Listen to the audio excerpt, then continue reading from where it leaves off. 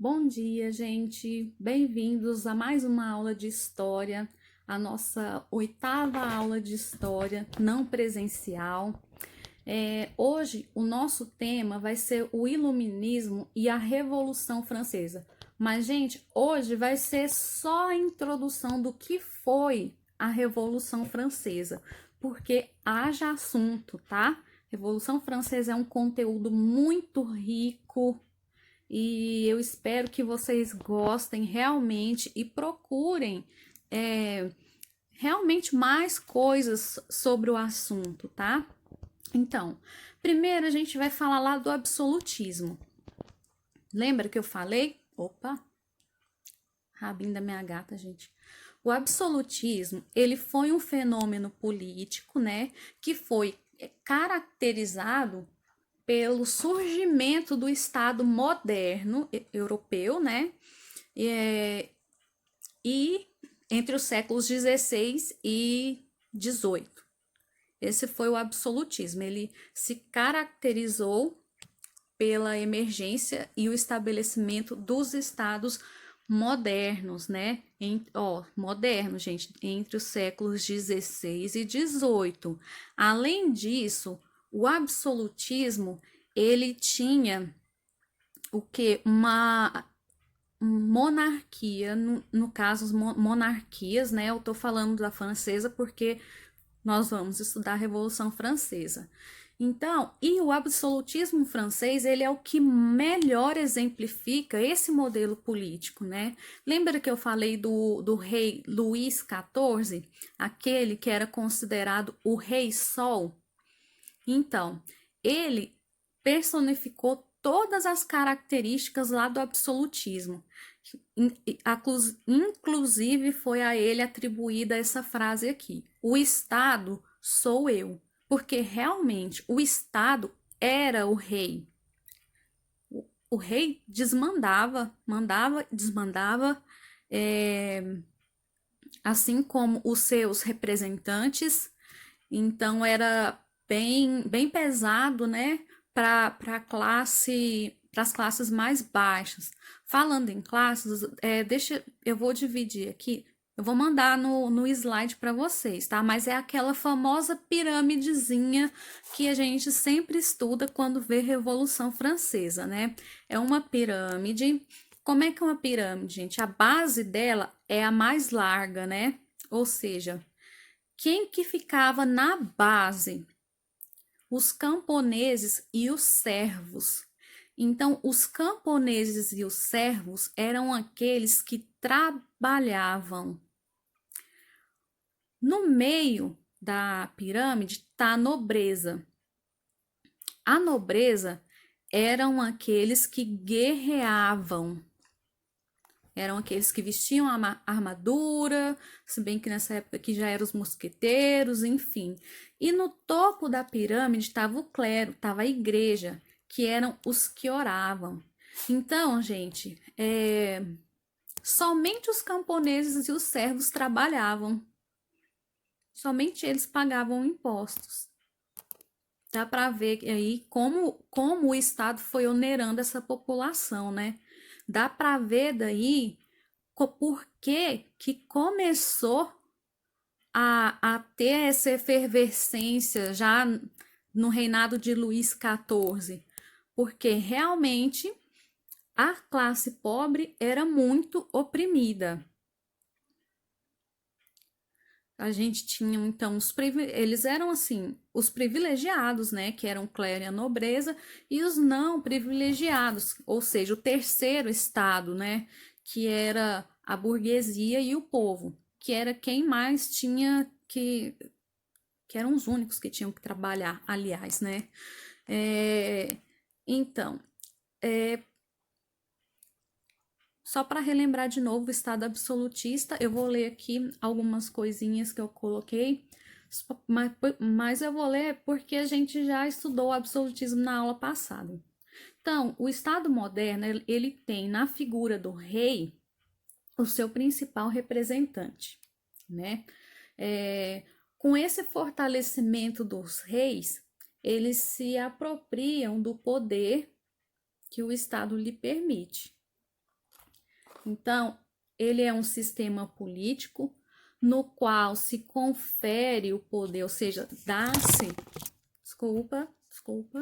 no qual dá-se o poder apenas a um indivíduo, apenas a uma pessoa.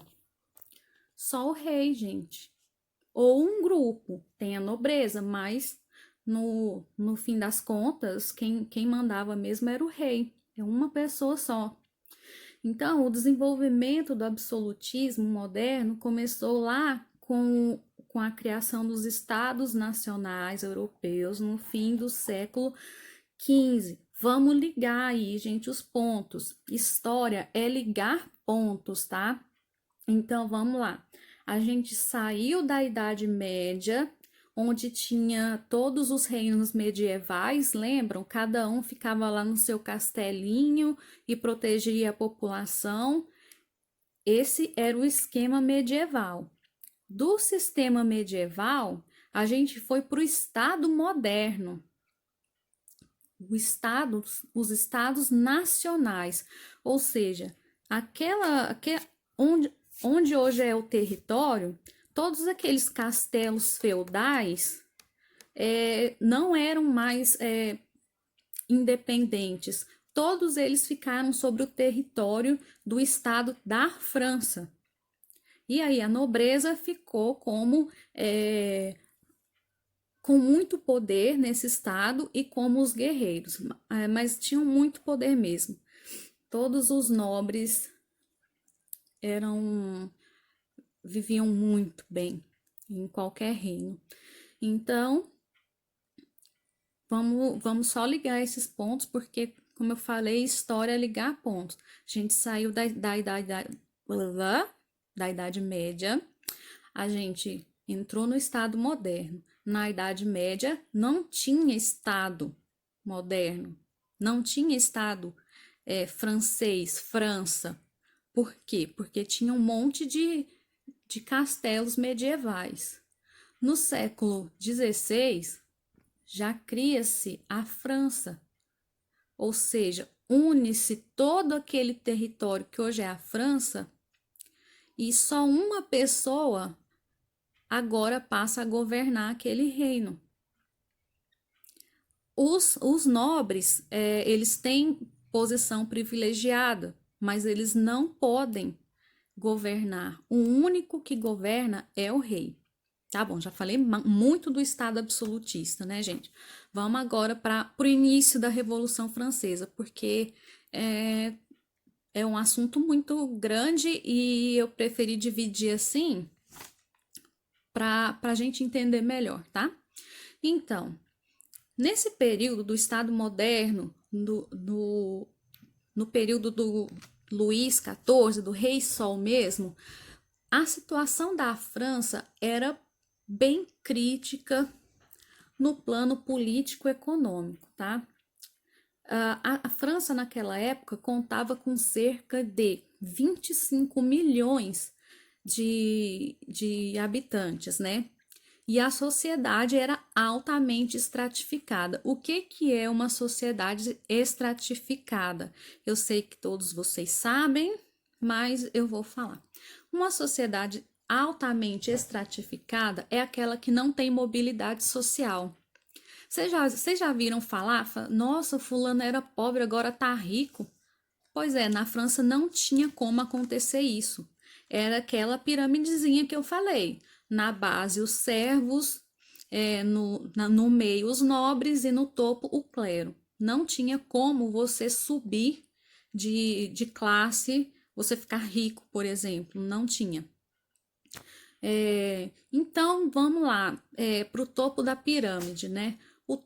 Dos 25 milhões de habitantes, o topo da pirâmide, que era o clero, ou seja, a igreja, era ocupado por cerca de 120 mil pessoas que detinham cargos na igreja e que eram possuidoras de 10% das terras do reino. Veja bem, gente, o país tinha 25 milhões de habitantes. 120 mil pessoas tinham 10% das terras, que era a igreja, tá? Então, a igreja era o chamado primeiro estado, porque ela estava no topo da pirâmide, tá? Ele era isento de impostos, ou seja, não pagava impostos. Porque quem pagava impostos? Vou continuar repetindo. Sim, a base, os trabalhadores. Você vê que as primeiras injustiças, né? Eram uma classe extremamente rica e eles não pagava imposto, não prestava serviço militar e até mesmo eles não participavam de julgamentos em tribunais comuns. Eles eram julgados só pelos tribunais da igreja. Por aí a gente já vê uma grande injustiça, né? Vamos lá, eu tô falando porque a panela de pressão tá aí, já tá começando. Ai, por que que a igreja, com 120 mil membros, tem 10% das terras do reino, não tem que pagar imposto e nem o serviço militar? Tá bom, tem mais. Tem mais, vamos lá. O segundo estado, que é o meio da pirâmide, era a nobreza. Era composto por cerca de 400 mil nobres, de 25 milhões, 400 mil eram nobres. A maioria desses nobres viviam em seus próprios castelos ou na corte real em Versalhes. O castelo de Versalhes, vocês já devem ter ouvido falar, né? E também não pagavam impostos. Ou seja, gente, a gente tem o primeiro estado, que era a igreja, que não pagava impostos e nem prestava serviço militar. A gente tinha o segundo estado da nobreza, que não pagava impostos, porém prestava o serviço militar, né? Eles descendiam dos cavaleiros lá e tudo. Então, mais pressão na panela, né?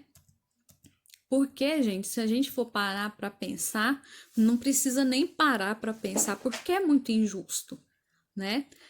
Que toda a população miserável pagasse pelo luxo da igreja e pelo luxo da nobreza, né? Então, o terceiro estado, que era os pobres, né? Era formado por mais de 24 milhões de pessoas de diversos setores sociais, incluindo a parcela mais miserável da população, que eram os camponeses, né?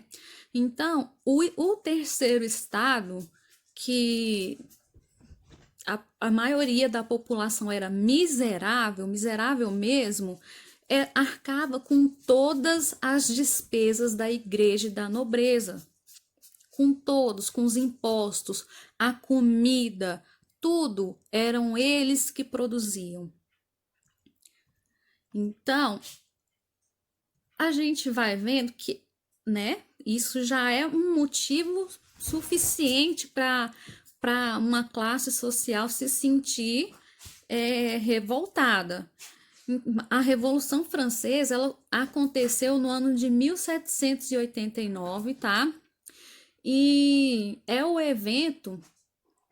é um evento tão importante que ele inaugurou a chamada Idade Contemporânea, que é a nossa de hoje, tá? A contemporânea. Foi tão marcante, ele foi um divisor de águas.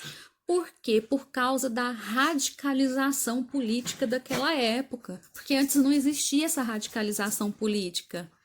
Por quê? Porque o rei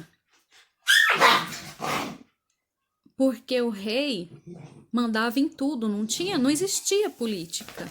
Aqui, pelo contrário, a revolta veio e se radicalizou. Então, foi um divisor de águas entre idade moderna e contemporânea, tá, gente? Além do caráter burguês da Revolução Francesa, quem que era a burguesia, gente? Burguesia, hoje todo mundo fala, né? Ah, o cara é burguês, não sei o quê. Burguesia era quem possuía, era quem lidava com o comércio, tá? Então, tinha o caráter burguês, teve uma grande participação popular e, como eu falei, atingiu um alto grau de radicalismo, né? Por quê? Porque a situação do povo francês era muito precária por causa da crise que o país estava enfrentando, né? Então, ela foi um marco na história da humanidade, porque ela inaugurou um processo que levou à universalização dos direitos sociais e das liberdades individuais. Eu não sei se vocês já ouviram falar da Declaração dos Direitos do Homem e do Cidadão. Veio de lá, gente. Por isso que eu falo, a Revolução Francesa, ela tem que ser estudada, mas muito profundamente, porque não adianta, é um marco.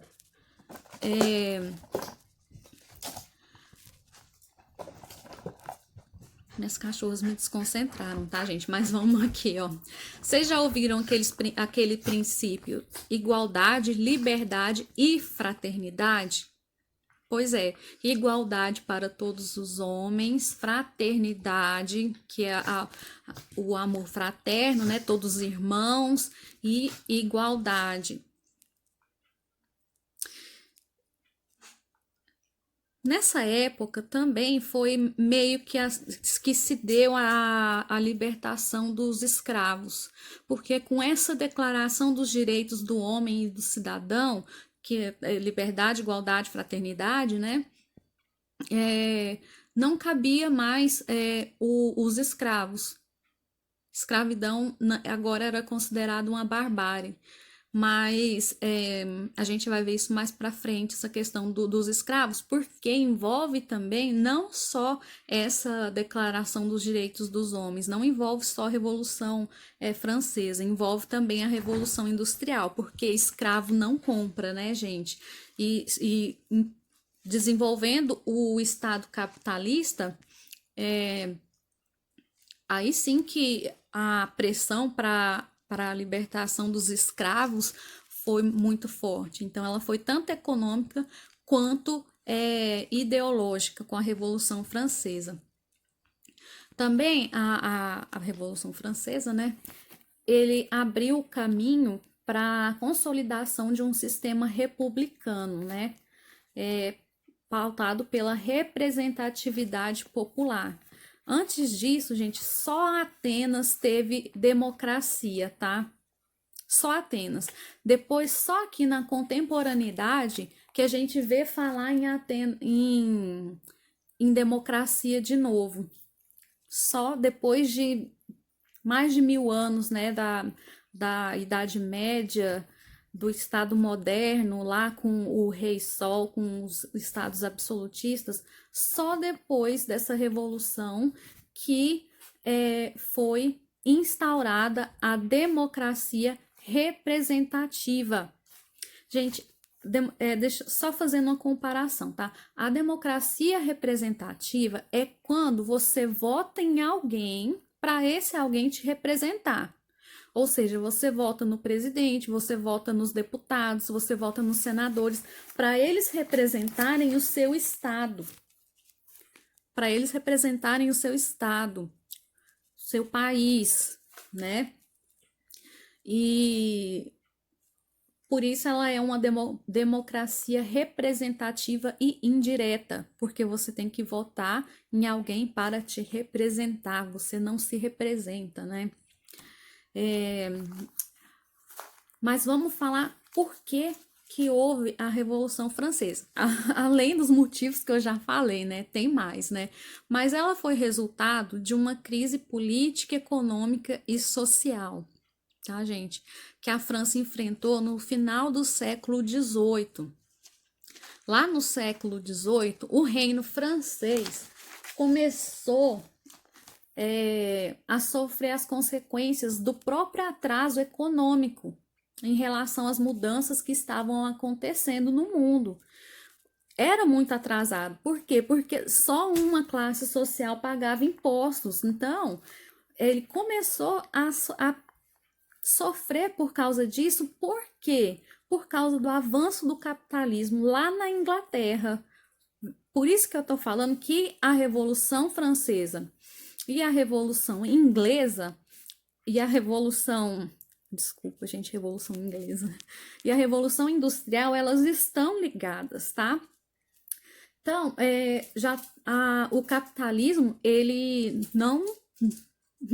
já não demandava mais esse tipo de coisa de só a classe pobre pagar imposto, não ter esse giro, né? Então, as tentativas de reforma econômica que haviam sido cogitadas lá na segunda metade do século XVIII, elas fracassaram, porque a nobreza e o clero, eles resistiram fortemente a essas medidas, a essas novas medidas econômicas. Por quê, gente? Porque ninguém quer perder seu privilégio. O clero não pagava imposto, o clero não participava de guerra, a nobreza não pagava imposto, a nobreza não precisava trabalhar.